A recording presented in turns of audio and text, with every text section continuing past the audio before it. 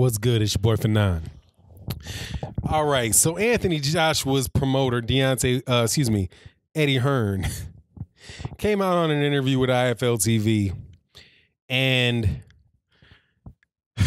man, this dude is he's just so full of it.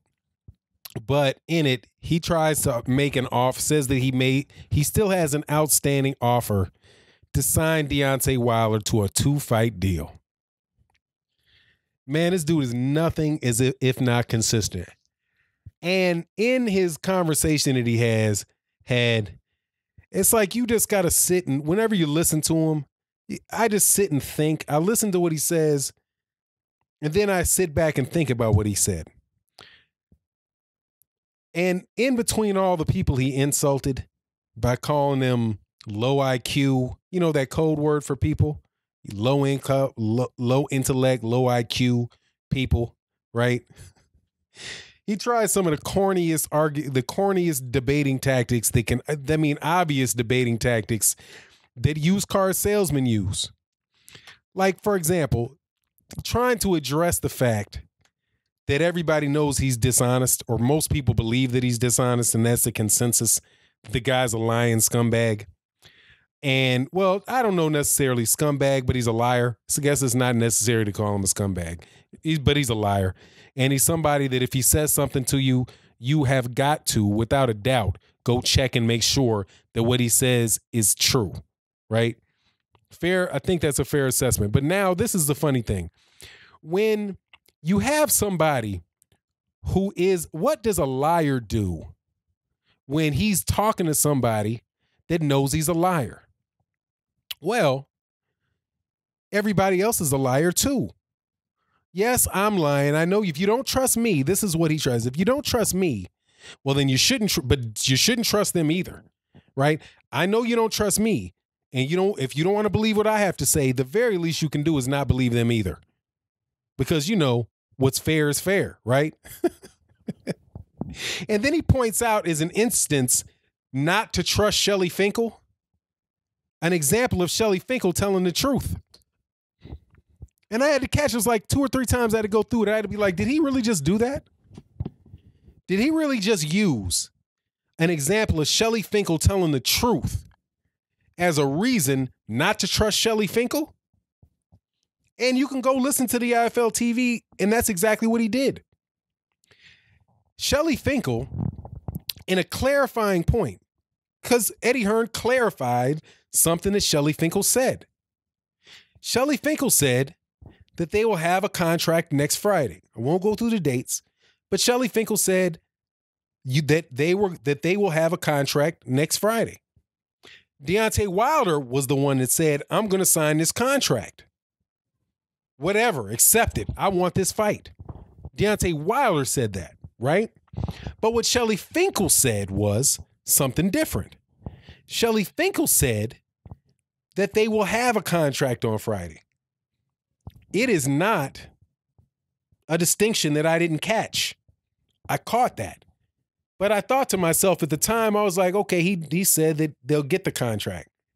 But he didn't say that they'll get the signed contract. I got that.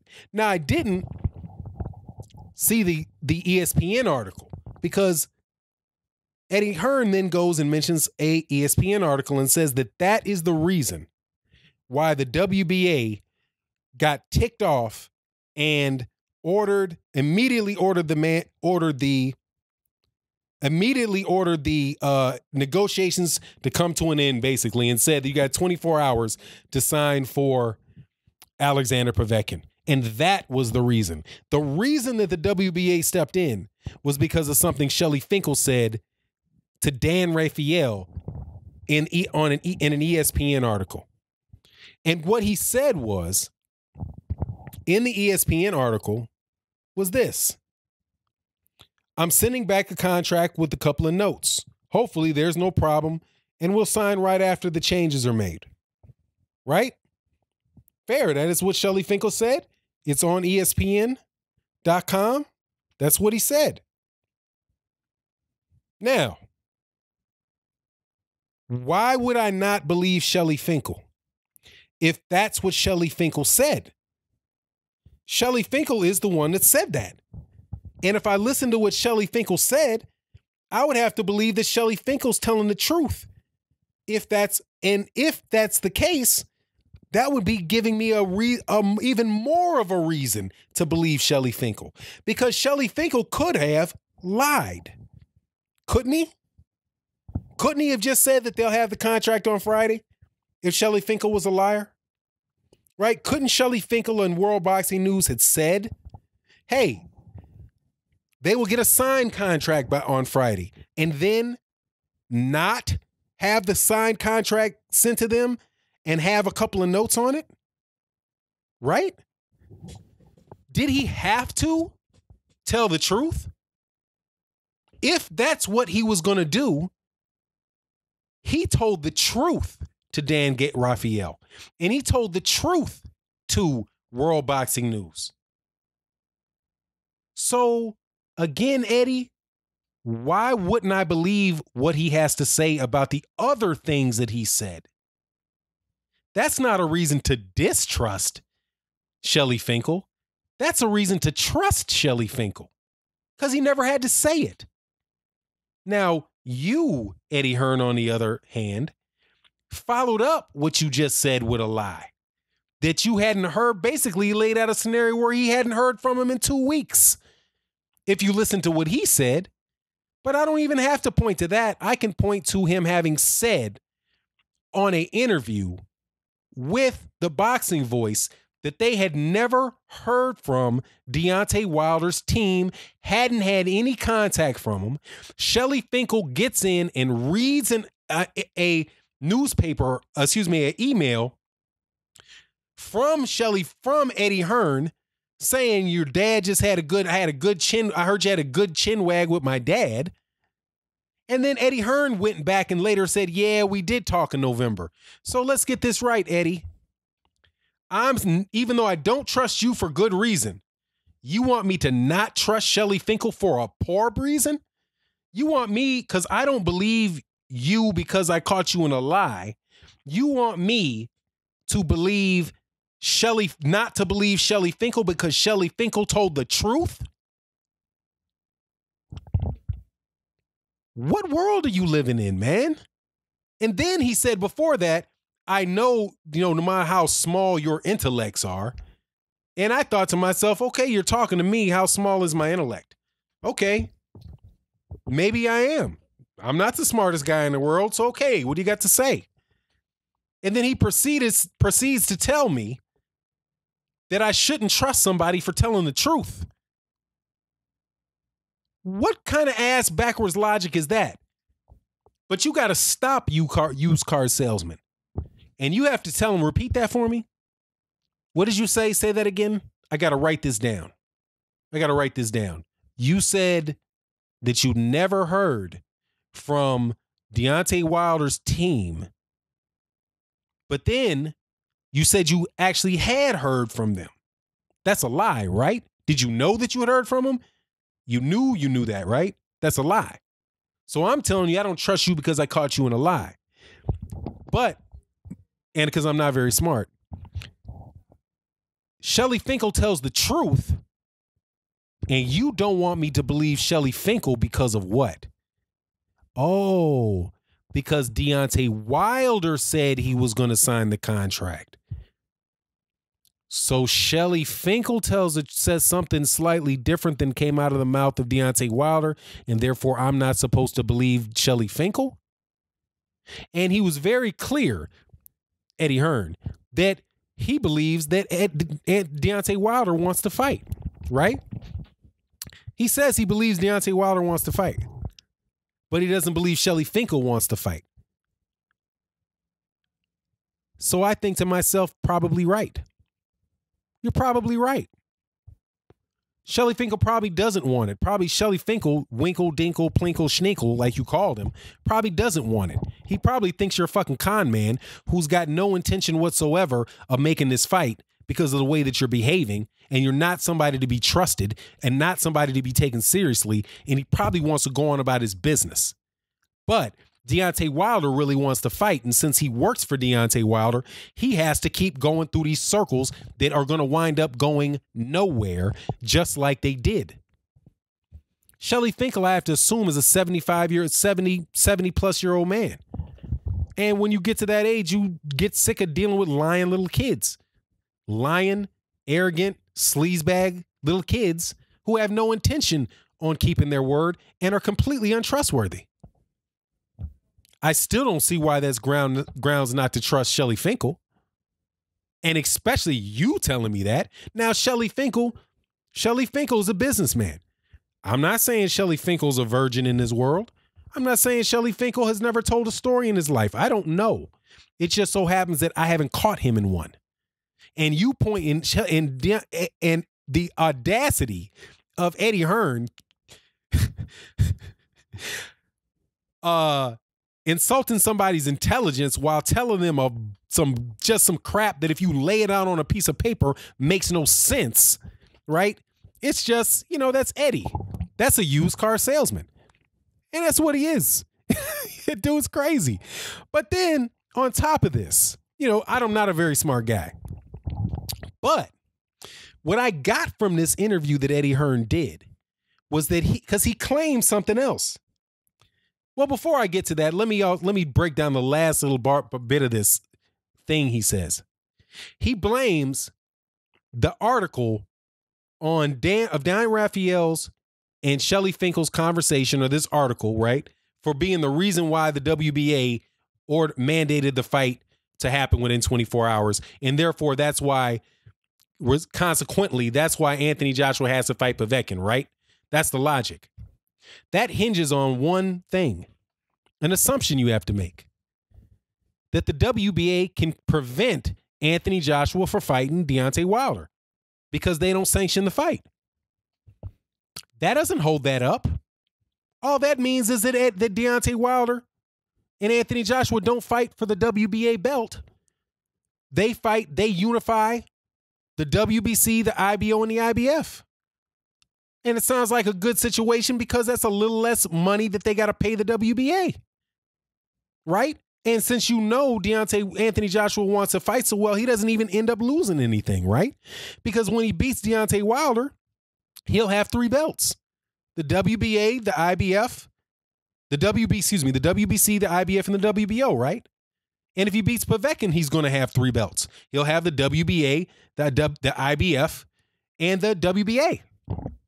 So it's not like he loses anything by dropping the WBA and going to fight Deontay Wilder. He gets all 3 of those. He gets a bigger payday. He gets the fight that he really wants, right? And then he can always go back and fight do a unification fight with whoever winds up holding the WBA belt, right? He could do that if he wanted to, especially making a transition into the next little bit of bull crap this dude laid out. And he says in this interview that Anthony Joshua is the boss, not Eddie Hearn. So he throws Anthony Joshua under the bus for all of this and says, really, this is Deontay. I don't choose who Anthony Joshua fights. Anthony Joshua chooses who Anthony Joshua fights. That's not up to me. I work for Anthony Joshua.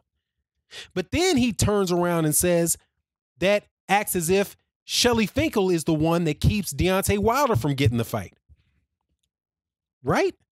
So he says the promoter says that he works for the boxer while claiming that a boxer works for a manager. That is completely ass backwards. And that's why we don't trust you, Eddie. Because there's no structural situation where that's the truth. A contractual relationship between a promoter and the promoted means the promoter is in charge. It's the promoter that develops the card. It's the promoter who's running the show, not the promoted. And the manager gets paid by the boxer. The manager gets paid by the boxer. The manager actually works for the boxer. The promoter the boxer actually works for the promoter, because the boxer, once they sign that contract, can't fight for anybody other than that promoter. And he has to take the boxing matches that are offered by that promoter. He can choose not to fight at all, but then he'll just be sitting on the bench. The manager of a boxer doesn't dictate who the manager fights. The manager is the one that's going to try to get the most money for the boxer. So, of course, Shelly Finkel is going to want a good deal for his boxer, because that means he gets a good deal for himself, because he gets a commission off of what he does. But, you know, we're all dummies, Eddie. We're all low IQ people. And that's what he called them. He called us, and I didn't miss that, dude. A low IQ person. But then he ends up this whopping interview with the same used car salesman pitch. Oh, but that offer is still, just because we're not going to fight him, right? And again, use that line of logic, acting as if the WBA can keep that fight from happening, which they can't. All they can do is forfeit their sanctioning fees and take the cheap ass belt with them. That's all they can do. They cannot prevent the fight from happening. But Eddie Hearn acts as if they can, and they've tied his hands, even though he's walked away from mandates by other sanctioning bodies, and proceeds to the conversation about this offer still being on the table. And he will give Deontay Wilder $5 million for fighting whoever he wants. So now he's going to follow this up with a 2-fight deal. He wants to sign Deontay Wilder to a promotional contract. Isn't that where we began last year? With the conversation about if Deontay Wilder was promoted by Eddie Hearn, he would be this megastar, superstar. Isn't it just amazing how things always come right back around to what Eddie Hearn wanted to do anyway, when it is related to Anthony Joshua and who Anthony Joshua wants to fight? You know why that is? Because he's Anthony Joshua's boss. But acting like you're not Anthony Joshua's boss don't mean anybody's going to believe you, especially when they catch you in story after story after story. So, to recap, because Eddie Hearn said, no matter how low your intellects are, Eddie Hearn starts off by acknowledging that people don't trust him, but then saying, well, since you don't trust me, I wouldn't trust anybody. You can't trust those guys ever either. And let me give you an example of why you shouldn't trust them. They told the truth. What, Eddie? Yeah. See what he said over there? Well, is that the truth? Did he lie, Eddie? No, that ain't a lie. It's the truth. Oh, why shouldn't I trust him then? Let's just move on to the next argument, right? And then it's Joshua's decision, not mine, but it's really Shelly Finkel holding up the fight, not Deontay Wilder. So Shelly Finkel is Deontay Wilder's boss, even though he's just his manager. And I, the promoter, work for the boxer, even though it's actually the other way around. The structure of it is backwards. And then lastly, all Deontay Wilder needs to do is do what I want him to do. Come to work for me, and I'll give you $5 million. I'll pay you $5 million for your next fight. Now, let me ask you a question. What did Eddie Hearn say he was going to do? He was going to pay Deontay Wilder money. Well, how can you do that if you're the boss? Is Deontay Wilder going to be the boss? Or are you the boss? Dude, a rose by any other name is still a rose. A boss by any other name is still a boss. He would still have to do, if he signs a contract with you, he's still working for you. And he's not going to do it. So at the end of the day, go on and fight Povetkin, but man up and say that Anthony Joshua can't take the fight because you won't let him. But anyway, I just couldn't help myself from breaking that bit of crap down because he insulted people's intelligence. But one thing he was honest about is nobody trusts him. And with that, I'm out. Peace.